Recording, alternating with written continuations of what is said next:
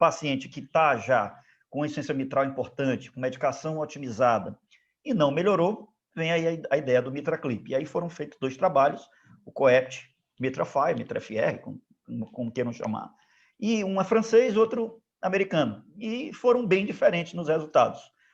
Se estima por que o COAPT teve uma randomização melhor, com um grupo de indicações melhores no ecocardiograma, usando o orifício regurgitante efetivo, mais adequado, usando o PISA, uma coisa que tinha saído um pouco do nosso radar, e parece que ele projetou melhor o paciente, ele trouxe uma escolha melhor do paciente.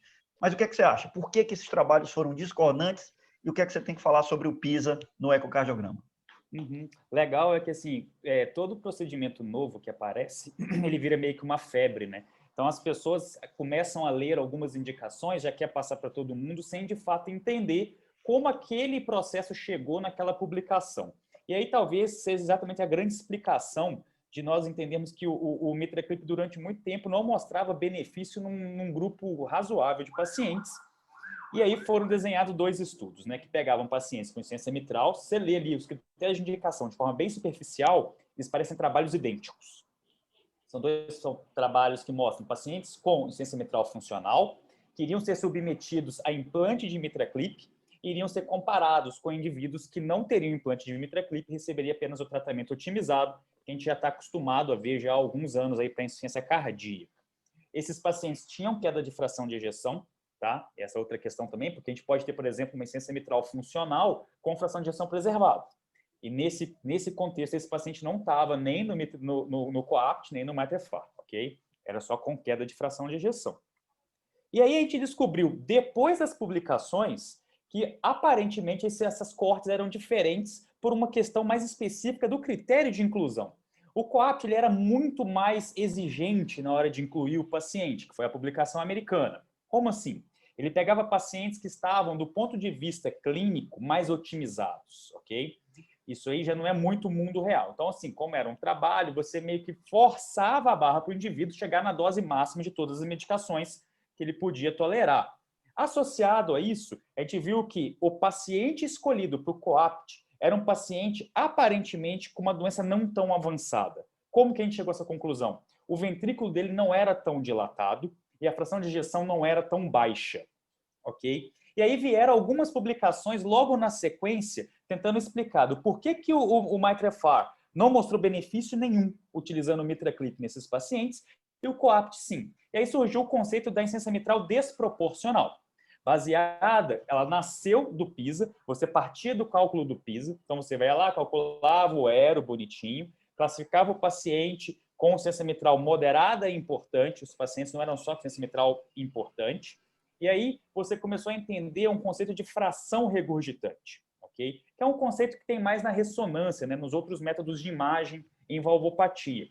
E aí viu que se você tinha uma fração de regurgitante muito alta, esse indivíduo, aparentemente, se beneficiaria do implante de MitraClip. O indivíduo que tem uma fração de regurgitante não tão alta e o ponto de corte que eles usaram é 50%, esse indivíduo implantando o MitraClip, ele não tem um benefício de sobrevida nem de sintomatologia. E aí vem aquela questão.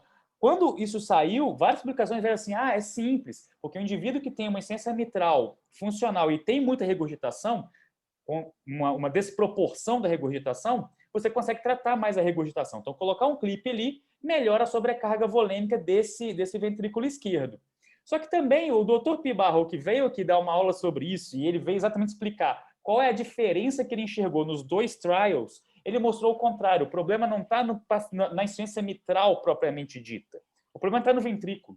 Ele acha, e eu concordo agora depois da explicação dele, que o ventrículo do MitraFi foi um ventrículo que já tinha perdido o time. O ventrículo do COAPT não. É aquele indivíduo numa fase mais inicial. Tá? Junto disso, você tinha no COAPT uma obrigatoriedade de esgotar todas as ferramentas terapêuticas antes, que não era exigido no MitraFi. Então, você tinha um indivíduo que era ressincronizado quando tinha indicação no COAPT. Você tinha um indivíduo que estava com dose máxima de todos os vasodilatadores e muito bem beta-bloqueado, diferente do que você tinha no MitraFi, que era uma situação mais de mundo real.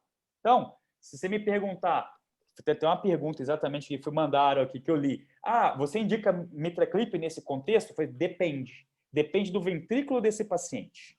Depende do que ele já está usando de medicação. Depende se ele está otimizado.